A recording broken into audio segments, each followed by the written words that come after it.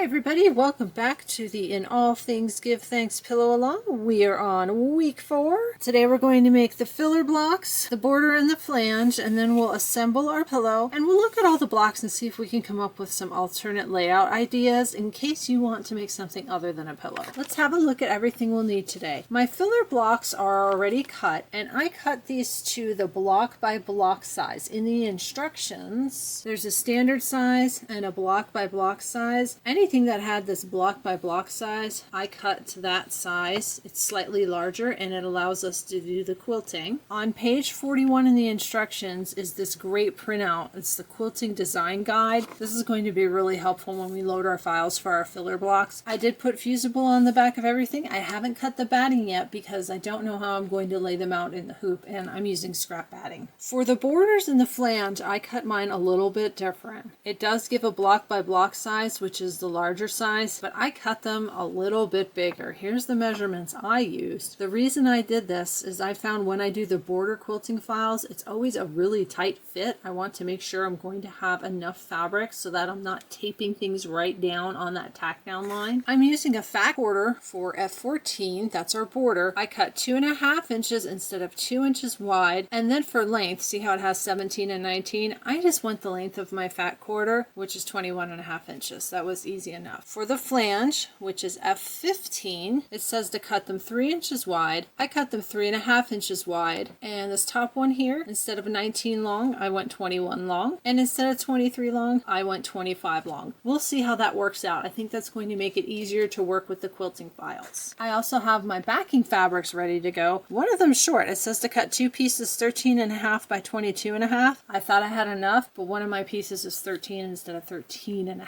So I'm missing half an inch off one of my pieces. I've loaded my light mesh cutaway into my 9.5 by 14 inch hoop. Let's head over to the machine and see how many of those filler blocks we can fit in one hooping. I'm on a Baby Lock Meridian. All my files are on USB. I figured out how to fit everything into one hoop and how to keep track of everything. We're going to start with filler block 1, which is KDQ 240 Thanksgiving 2 2x4. We're going to bring that one up. We're using the block by block for this, 2x4. I'm going to set that in my hoop. Now, this same block is used for filler block 3 and filler block 4. I'm going to duplicate that using the border duplicate key. We've already talked about that. We need them to go across. I need 2 more, and I'm going to space them out. So when I start working on these 3 will all stitch out at the same time. We need to add more files. The next thing I'm going to add is filler 2 and 6. Use the same file, KDQ 239 Autumn 5. It says 2x2 horizontal. If you accidentally pick vertical, it doesn't matter. It's a square. You can rotate it. Don't worry about it. We'll grab that. I'm going to hit set. I'm going to do the same thing. I want to use my border duplicate key and add another one. I'm going to bring these over here. I'm going to add some space in between. That looks good. Now we need 2 more files and they're different. So we're going to add these one by one. We're going to do filler block 5 next. Let's bring up our folder. Filler block 5 uses KDQ 240 Thanksgiving 2 2x2. I think that's the little turkey. Yep. Take the little turkey. I'm going to slide him over here. And then we're going to add our last block. For filler block 7, we need KDQ 239 Autumn 5 2x4 vertical. There's Autumn 5. It says 2x4 vertical. This one. This one I need to rotate, I think. I don't have to. I can actually leave it just like that. Let's make sure I got the right size. Yes, the 2x4. I did this earlier. I think I pulled the 2x6, so I rotated it. So we've got the 2x4 vertical. Just to show you though, in your quilt, this block lays this direction. So make sure you've got the file so it looks correct. I can leave it like that, doesn't matter. Everything's ready to go. Easily fits in my hoop. I did try kind of squishing everything to get it into a smaller hoop. I couldn't do it. You might be able to do that. I'm going to bring these just a bit closer together because I'm going to use some scrap batting And I'm hoping I can get one piece of batting for all of this. That looks pretty good. Definitely save it to your machine. We're ready to go. You can see we've got stuff happening in threes. That's because I use the border duplicate key here. So these three are going to go start to finish. Then these two will go start to finish. Then this one, then this one. This is how everything is going to lay out in the hoop, and this will help me keep track of everything. I have a neutral thread on my machine. It's going to start at the top, those three that I duplicated. So it's going to stitch batting placement lines for the 3 blocks across the top. I dug into my scrap pile and I found 3 pieces that will fit. Put your batting over those placement lines and then we'll stitch the tack down. Once the batting is tacked down, trim everything outside the lines. Once they're trimmed, stitch out your fabric placement lines. Fabric placement lines have stitched. This is block 1, 3, and 4. So I've got my 1, 3, and 4. I want to make sure my fabric covers those placement lines, and I'm going to save my little clips and my note for later. Then when we cut and organize our blocks, I don't lose track of what's what. Make sure you've covered the fabric placement lines. I'm going to add a piece of tape to the top of all these, then stitch the tack down. You probably saw my hands. These were a bit of a tight fit. I wanted to make sure nothing was sliding. I should have added a piece of tape down here. Don't ever get your hand close to this while the machine's going. It will stitch through your finger. The color it gives for the quilting on these is the light brown, the tan color. I think that'll look fine on all of these. I'm going to put the tan on my machine and stitch out the quilting. I forgot to hit the button. I'm so sorry. My little Give Thanks turkeys have all stitched out. I've got the tan thread on my machine from that. I'm going to leave that for now. The next thing that's going to stitch out are blocks 2 and 6 because I added the 1 and used the border duplicate key. We're going to do the same thing. Batting placement, batting tack down, fabric placement, fabric tack down, and the quilting. It looks like all the filler blocks are quilted with the same color except for the last one. It has filler block 7 with the dark brown. Let's look at that fabric. This is what I have picked for filler block 7. It does have these nice little pink, I think they're pink or light brown berries. I'm going to keep this simple. I'm going to leave my tan thread on my machine and stitch out the rest of these. I'll put it to music.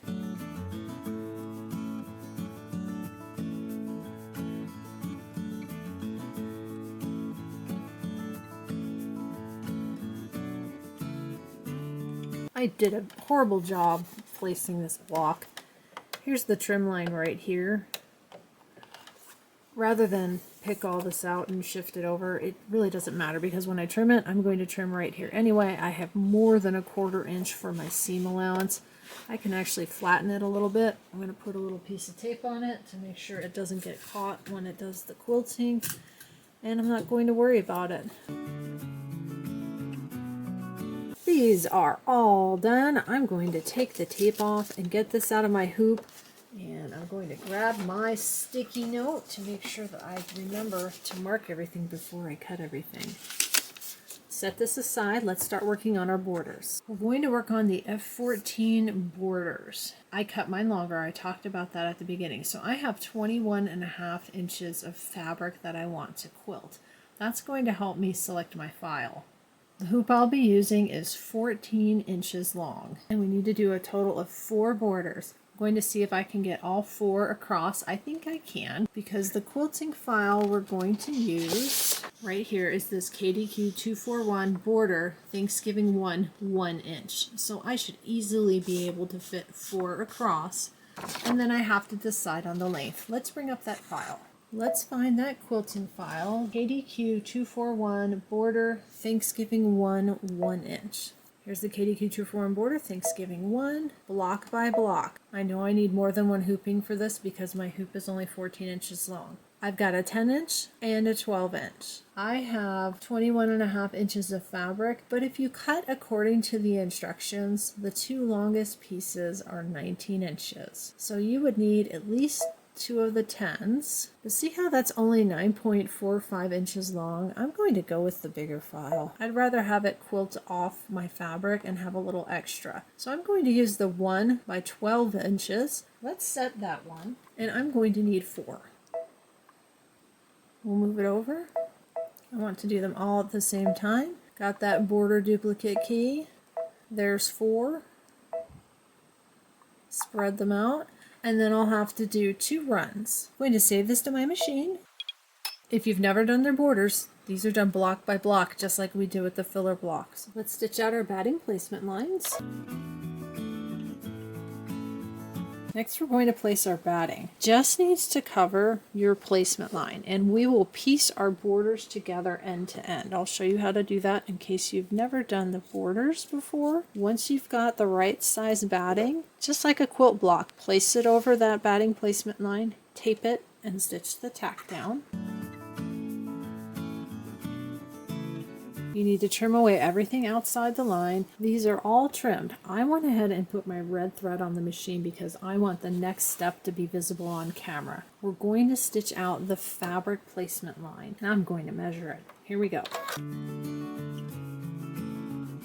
These have stitched out. Keep in mind that the block by block size in the instructions for your fabric, it says to trim it 2 inches wide. Let's measure this. This is only 1.5 inches. Every other time I've done a border, the trim size has been the exact same size as the tack down, and you go to lay down your fabric and you're stuck, and you've got to tape it right along that fabric line. Let's take the 2-inch mark. Here's 2 inches. So if your fabric was 2 inches, you'd have 1/4 inch on either side. I cut my fabric at 2.5 inches. So I'm not going to have to worry as much about my tack down because I've got a little extra space. That actually is going to be much easier to work with. If you cut it at 2 inches, you'll be okay, but you're only going to have 1/4 inch on either side. This way I've got more to work with. You want to cover your placement lines, tape your fabric. You can see the end of my batting right here and how much extra I have. That's just fine. I'm going to place that, and I'm going to add some tape. Let me show you how I tape these. Always add tape at the top, and then I'm going to add tape here at the bottom. I want to add it past this line. That way I don't have to worry about it being sewn over, and I don't have to worry about picking up tape. Everything's taped at the top, taped somewhere on the bottom. We're going to stitch out that tack down line. Let's have a look at those tack down lines right here and right here. You can see I had plenty of fabric. Again, I cut mine 2.5 inches wide instead of 2 inches. Love it. This is going to be so much easier for me to work with. I need to stitch out the quilting.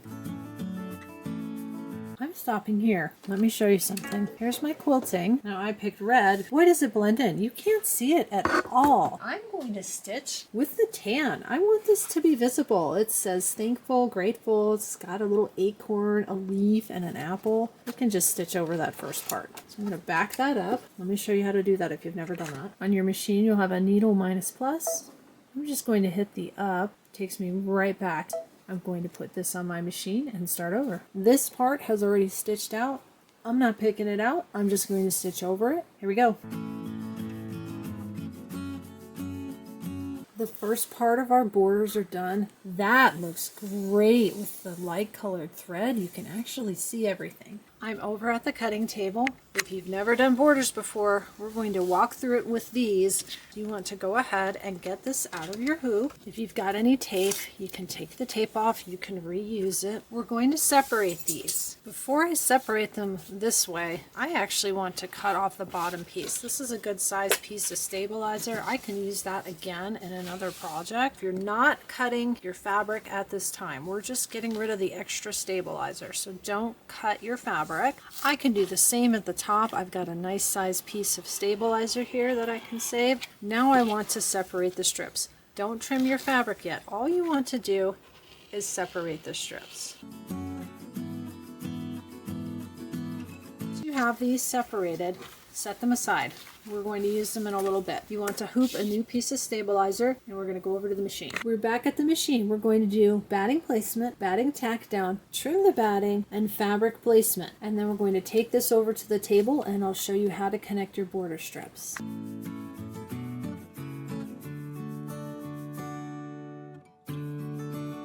We're over at the table, if you've never done this before, we'll step through it. Grab one of your strips. Here's the part that's quilted. Here's the part that's not. We want to match up the end here with the end there. I'll go left to right. I like to do this. I kind of fold it. It gives me an idea where these lines are matching up, and then I'll slide it up and roll it. You may have a different way of doing that. You've got the line right here at the top, right there. I want that to overlap this line, and then you've got your fabric placement line and your fabric placement line. You just try to match them all up. If it doesn't match perfectly, it'll be fine. I'm going to tape that in place, and I want to show you something. Here's the bottom of my fabric. You can see this is going to keep going. When it gets down this direction, I'll just probably stop the machine and cut it off. Let's do the next one. Grab another strip, look for your marks on the back. I like to roll it, kind of see where everything's matching up. Gives me a starting point, right like that, and then tape it. And then I'm going to tape it at the bottom. We're ready to go over to the machine. Now is a great time to check your bobbin. When you're putting this back on your machine, don't get those border pieces caught underneath the hoop. Double check, make sure these are all hanging over the back. Nothing got caught underneath your hoop. What it's going to do now is stitch the fabric tack downs just like before in the quilting. If this is your first time doing this, you can actually hand crank your needle. I got that spot on. I can see that it's hitting right on that thread. If it's off a little bit, you can adjust, but honestly, if you're off about a thread's width, it's not going to make a difference. We're going to stitch all the fabric tack down lines and then the quilting.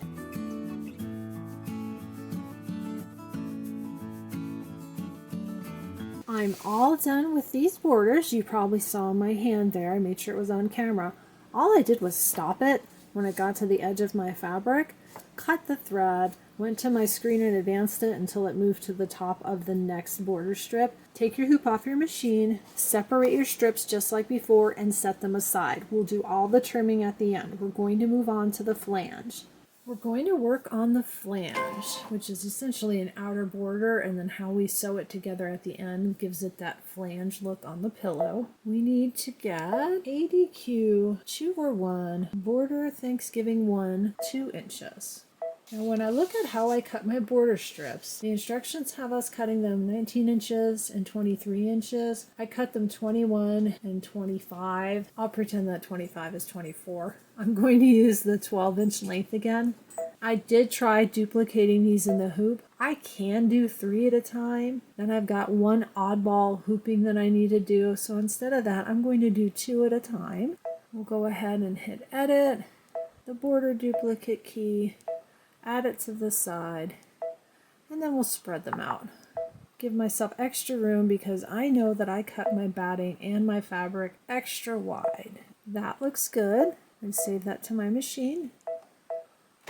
This is exactly the same as what we just did. I'm going to do each one twice. The color given for this is tan. I've selected dark brown. I love these little turkeys. I want to see them in the border, and this is my border fabric. The dark brown will be a nice contrast. These steps are exactly the same. I'm going to set this all to music, and I'll show you one more time how to line them up for the second hooping, and then after that we'll trim everything and put our pillow together. Let's measure these like we did the other ones. It's 2.5. So if you cut your fabric per the instructions at 3 inches wide, you'd have a 1/4 inch leeway on either side of that line. I cut mine 3.5. I like that better. As long as you have enough fabric. I realize if I was working with a fabric kit, that wouldn't work.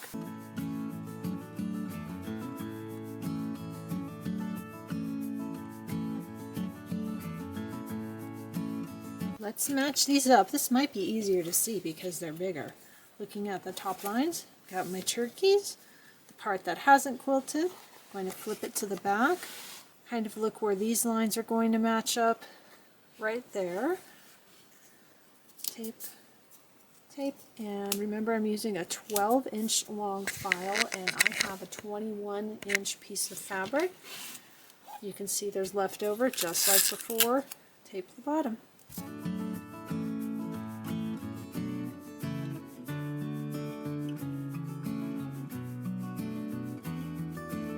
These borders are done. I have 2 more strips to do. I'm going to go ahead and do that off camera. we need to trim our blocks. We'll start with our filler blocks. All of the rectangle blocks trimmed to 2.5 by 4.5, and the squares trimmed to 2.5 inches square. If you measure them, here's a rectangle block, 4.5 this way, 2.5 this way. It's exactly the right measurement right on that tack down line. Same thing with the squares. From here to here is 2.5, and here to here is 2.5. So to trim all of these, you just trim on the fabric tack down lines. Just make sure to remember which was which. I'm going to start with this one down here. That is block number 7. I'm going to speed this up. You've seen me cut blocks before.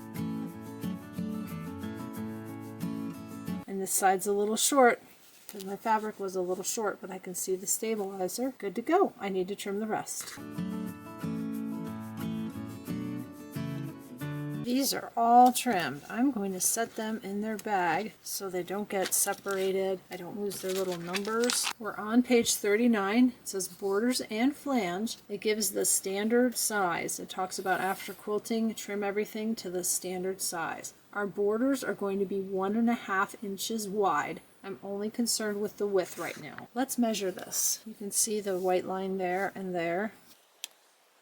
It's 1.25. This is what always gets me about their borders. It needs to be trimmed to 1.5. I'm going to turn it on its back side here. The outer line, which for part of this is in red, if you remember I started with red, that's 1.5. So if you flip to the back, there's a stitch line here and then here. This outer line is 1.5 inches. I'm glad I have part of that with the red. Otherwise, I can still see it. Right there, right there. But that line's not visible on the front. The only line that's visible on the front is this fabric tack down. That must be our fabric placement line. So we want to trim these so they're 1.5 inches wide. I'm on the back of the strip. I'm double checking line here to this line here, 1.5 inches. That's what I want. So we're going to trim that line. I think that's the fabric placement line. I'm going to trim these from the back because if I trim them from the front, I have to add 1/8 of an inch to either side, which I've done in videos before. It's doable, but it's just not the easiest thing to do. So I'm going to trim these from the back. And trim in parts. Right there, and slide up. Make sure to line up again right here, and then make sure I'm lining up with the stitch line. It's a little harder to see on this one because I've got the neutral thread, but I can see it right here, and I need to find it at the top. There it is at the top. So take your time with this. It'll be easier if you've got a color you can see. There's the first one. Now when we go back this way, it'll be a little bit easier. That's easier to see. So I'm going to line up where I cut, measure 1.5, and I'm running right along that line, that stitching line. So that's good. Make sure it stays straight, right there where I was already cutting. Lining up along here, 1.5.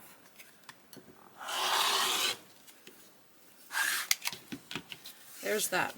So if you think about it, when we go to put this in our pillow, we have a 1/4 inch seam allowance. So you'll have a 1/4 inch missing here and a 1/4 inch missing here. And what you'll get is that 1 inch of quilting in the center. So don't worry if you can see some of your stitching. I'm going to set this aside and do the other 3. Again, I'm not worried about the length right now. We're going to be sewing this together and I'll trim at that time. Next I need to cut the flange. It's the outer border. It says to cut these 2.5 inches wide. Let's measure them. 2.25 again from this line to this line. Let's measure the back. I think it's going to be the same thing, that outer stitch line. Yep, that's 2.5. I'm going to trim all of these on the back, just like I did the smaller borders. I'm so glad I picked that dark thread. Look at that. The detail in this border is absolutely adorable. I have everything cut. Let's talk a quick minute about alternate layouts. If you don't want to watch this portion, you can just drag and go to the assembly portion. This picture here is actually a great picture. It's on page 38, and it does show it laying out against the backing fabric, but it almost looks like binding. This is one thing you can do with this project. Without making any changes to the layout, you can make it into a mini quilt instead of a pillow. It looks great like this. Up here at the top we have the sections. This is how we're going to be putting it together. But what this does is give you an idea of how things fit together and how they lay out. Maybe you want to make a wall hanging. You could do the section 1, the section 2, and maybe you want it longer, like sort of like a little mini ladder quilt. You could make another section 1 and another section 2, and then you'd have a longer quilt. You could also make it wider by doing this section 3 twice. So visualize it in your head. Let's say you really want to make a nice ladder quilt out of this. You can make everything twice and then stitch together a section 1, a section 2, and a section 3 on this side and this side. Actually, you would stitch these blocks 4 times. So you'd have this twice, section 1, section 2, and then you'd put another section 1, section 2, and then you'd have a section 3 here, here, here, and here. You'd have to check the measurements, what this would be going across, and then decide, once you have that, it's easy enough to make your borders longer. You could make longer borders and turn it into a ladder quilt. What I like to use when I'm coming up with layouts, graph paper. Something like this is great. If you don't have graph paper, you can go online and type in printable graph paper, pick one you like, print it off your printer. When I'm designing, usually I decide every square is so many inches, and then I can lay it out and easily calculate how big my project's going to be. Other ideas for the blocks, placemats, centerpieces. I kind of showed one at the end of the video last week. Using individual blocks just to make little mini block hangings would look nice. You could put maybe just this section. This would be a great section to hang on your door. You could put a block up here that says welcome. If you've got any great ideas, put them in the comments below so other people can read about it. We're going to go ahead and move on to assembly. You've got a couple of good references for assembly. There's this picture here on page 38. It shows you section 1, section 2, section 3. And this picture on page 41 is really helpful because it has everything numbered. Like here, number 5. And you go over, look here, number 5. That's our filler block 3. So if you're looking at this, you have to figure out which filler block goes where. Bring up this picture. It'll be a lot more helpful. Here's how I do this. I get all my bags, and we're going to start with section 1. This is section 1, and I'm going to refer to this. This is going to help me with the filler blocks. So the first thing we need to find is our big turkey. Usually I don't do this underneath the tripod. I spread them out so I can see everything. I know I'm going to need the big turkey. I see a maple leaf. I see the house block. Let me find my house. And then I see some filler blocks. I have an 18-inch design board. I have a lot of these. I buy them when they go on sale. Turkey 1, and then we have maple leaf 1. Now I'm looking at maple leaf 1 and how they have it in the picture. It goes like this, but my turkey's upside down. I don't want my turkey upside down. I'd like him right side up. I'm going to put this in my pillow like that. You can make changes. You don't always have to follow everything exactly. I don't want my turkey upside down. It gives him a headache. We're going to get the house block. That's going to go here. And remember, you're going to have a 1/4-inch seam allowance with everything. And then we need a couple filler blocks. We actually need everything but filler block 7. Here's my filler blocks. See how I kept the numbers attached? That's really going to help me out. Filler block number 4 is filler block 2. Filler block 2. This has directional quilting. Make sure you put it in the right way, but honestly, if you put it in sideways, it's not going to matter. Filler block 2. Underneath that, right here, is filler block 4. Also directional quilting. It's got the turkey. It says give thanks. I kind of wish I would have done that in maybe orange so it stood out. That goes there. We have another filler block over here. Filler block 3. This turkey's going to go sideways. Sorry, turkey. I guess he's okay with that. They're playing footsie. So you've got one turkey facing this way and one turkey facing that way. This is filler block 3. And my house block. We have filler block 1. This also goes sideways. We're going to have another sideways turkey. He's going to go that way. Filler block 1. Maybe I'll make him go the other direction.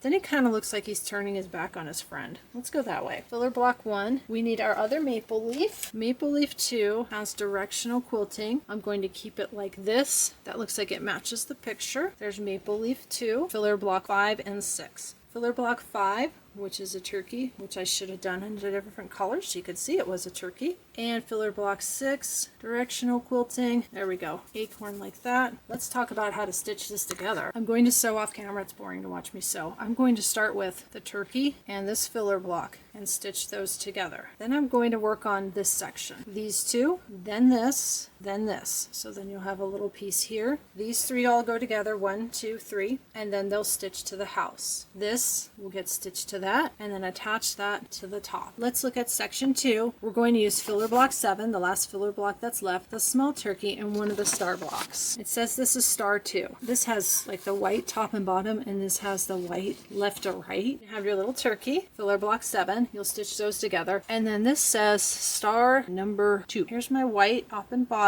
I'm going to put this block like that, so you'll sew these two together and sew it to that star. Section 3 has our wreath, our other star block, and the pumpkin. And then remember, we have to add our pumpkin flowers. I'm going to set those aside. I'm going to do that after everything is sewn together. This one starts with your star block at the top with the yellow top and bottom star block, and then your wreath, and then your pumpkin block. Really easy. So that to that, that to that, that section's done. These are what your sections will look like when they're sewn together. Once that's done, you'll sew section 1 to section 2, and then this will be one big piece, and then you'll attach section 3. Here's section 1. It's 10.5 inches. That means if you did this by itself to use for maybe a little mini quilt, a little hanging something or other, little tiny pillow, this would make a really cute pillow. Finished size is 10 inches. Here's section 2. This is 10.5 by 6.5. A little bit too big for a mug rug, but what a great snack mat. Super cute. This is section 3. It's 16 by 6.5. You could make this a nice hanging thing for your front door. I would put borders on it and maybe something along the top that says welcome. I have all the sections sewn together. It's about 16.25. It's a square. This is really cute.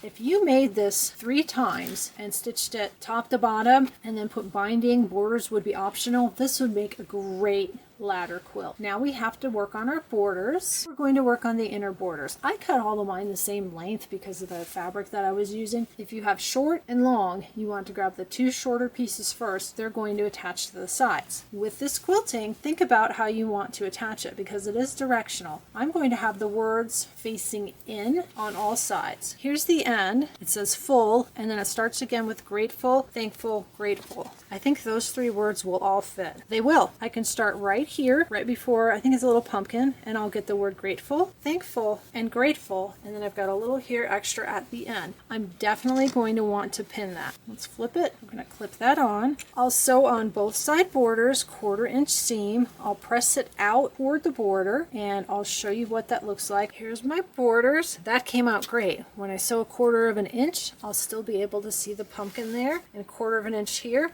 I have the entire word. I have to cut off the extra. I want to grab a ruler and line it up along the top, and then you can also check, I've got a line going this way, line it up with the seam of your border, make sure everything is straight, and then cut any extra. Now we need to do the top and bottom borders. Again, pay attention to your quilting, make sure it's facing the right direction. This is the center. I'm going to center the word thankful, just like that. When you flip it around, you can grab a ruler, and that can help you center your quilting to make sure that both sides are the same. I have all my borders on. Mine measures 18 inches at this point. This would be a great table topper centerpiece, just like this. You could add binding. For the flange, I have 2 that are shorter, 21 inches, and then I have 2 that are about 25 inches. I'm going to start on the sides again. The whole thing doesn't fit on camera, but I'll have extra above and extra below. If I line up the top about here, it ends here, and I'll be cutting off right there. That works out really well.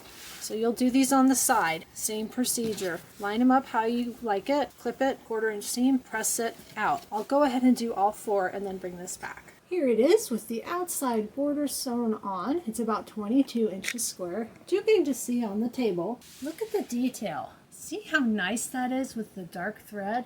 If I would have picked the tan thread, you would never see those turkeys. absolutely love it. The next step is attaching our pumpkin flowers. There's a great picture here on page 40. Let's talk about how these go together. We have two parts to these flowers. This part that has the plain center, that's the back. The one that has the little center dot, that's the front. You'll glue them together. They show them offset like that. I'm going to use my shear bonder high temperature glue gun. The first thing I'm going to do is put together the flowers. I'm going to add a little glue to the bottom piece and then set the top piece. And that's it. I have two more to do. Now we're going to put them on our pumpkin block. We'll start with the red one, which I managed to glue to the Kleenex.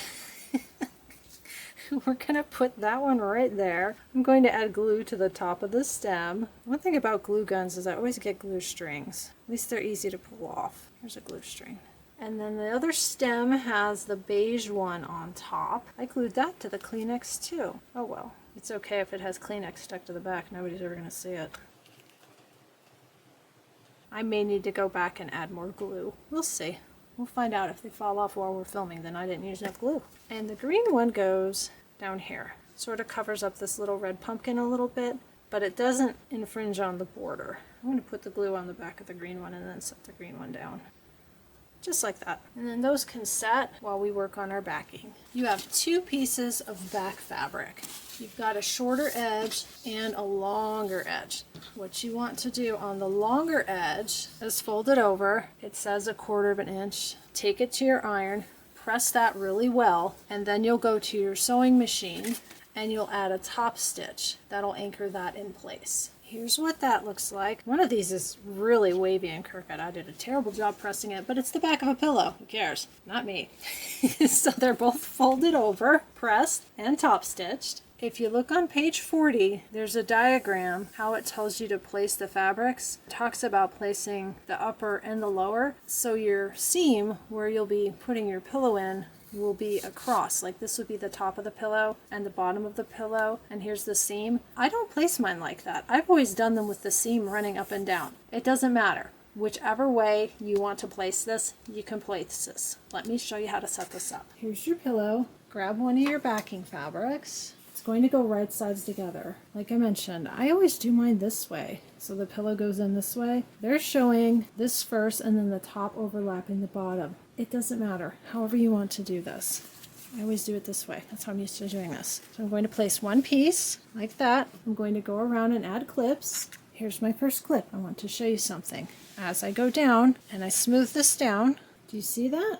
My backing is longer than my pillow. Let me flip it over. So my clip is right there, and then we go all the way down. My backing is too long. If that happens, not a big deal. I'm going to trim the extra off. That just means that my pillow turned out a little bit smaller than the measurements in the instructions. Here's how I'm going to address this. Rather than measuring, I've clipped along the top, I've clipped along the side.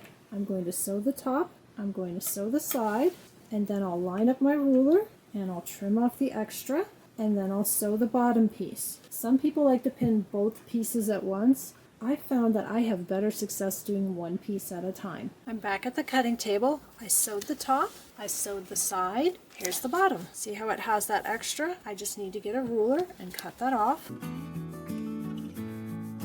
This is ready to go to the sewing machine. Here's what that looks like. I have my first piece sewn, the folded pieces in the middle, right sides together, and again you can put your opening on the other side. This is just how I normally do this, and I'm going to bet I'm going to have the same issue here. I'm just going to line up the top and the side. Yep, I can feel that down here I've got that little bit extra again. I'm going to do the same thing. I'm going to clip it, sew the top, sew the side, take it to my cutting table and trim off the extra, and then sew that last piece. This is all sewn together. The next thing the instructions have us doing is clipping the corners before we turn it right side out to get rid of some of that extra bulk. All that means is clipping off the corner of the fabric like that. So do that to all the corners. My corners are trimmed.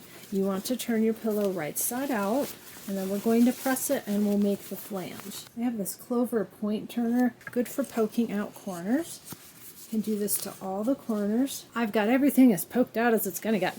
I told you to take it to the iron, press from the back. Then we're going to make the flange. Make sure your corners look how they're going to look, because what's going to happen is we're going to be sewing on the front and you won't be able to get inside that corner anymore. So if you're a stickler for corners, make sure they're poked out and looking good and pressed real nice. I've got this pressed. One thing I'm noticing is it's difficult to press right on this seam. See my backing fabric? It probably would have been better to have my backing fabric the same as the flange fabric, but I didn't have that. I pulled from my stash. Next, we're going to create the flange. There's a great picture on page 40. This shows you exactly where to stitch. You're going to stitch straight through the entire project, even through the back, right here between the red border and the white border, and that's what creates the flange. You're essentially sealing off this part, the center part of your pillow. I'm going to take this to my machine, stitch right here between the red and the white border, all the way around, very carefully, and then we'll put our pillow inside. Here's the back. You can see it's not perfect. It doesn't matter. It's the back. What I did when I was sewing the flange was kind of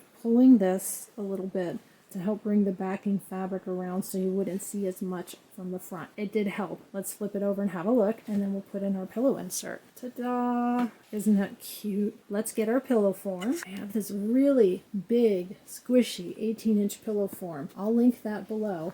I'm going to measure the center of my quilt. Remember, we sewed the flange, so let's measure outside of the red to outside of the red. Just over 17.5, which means when I put the 18-inch pillow form in, this thing's really going to be puffy. If you've never stuffed the pillow before, you just have to fuss with it. So you'll put it in one side, slide it in, and then put it in the other side. This pillow form, it's really, really squishy. It's like a foam pillow. And when you push it down, it pops back up. Here's the back. Remember how one of my fabric pieces wasn't quite as wide? I think I was a 1/2 inch short. I could have used that 1/2 inch. If yours is really close like that because you've got a real puffy pillow form, if it bothers you, you can put a little bit of Velcro. Those peel and stick. I actually have some in my drawer. They're just strips of Velcro. You peel it, you press it down, peel it, press it down, and the Velcro will keep it closed. This is a display pillow, so I'm not worried about it. Let's flip it over and see what it looks like from the front. Here it is, sitting in my sewing room where nobody will see it. I need to go put it by the front door with some decorations. It looks fantastic. This came out really, really great. I just love it. It's so cute. You've got your little flowers, your little turkey, big turkey, a nice wreath with the felt. Even though I use felt for my turkeys, it takes nothing away with it. You could have also used fabric. It still would look good. We've covered everything here from start to finish. I hope you've stuck with me through the whole thing and you've had a great time making your In All Things Give Thanks pillow with me. Some projects that are coming up next are the Feeling Festive Bella Box, Perfectly Pieced Mitten Block, and I'm waiting for my Hoop Studio gift card holders to arrive. If you have any questions, comments about the pillow or anything else, please leave them below. I've also started a new Facebook group that's also linked below. Thank you so much for joining me for this project. I'll see you next time.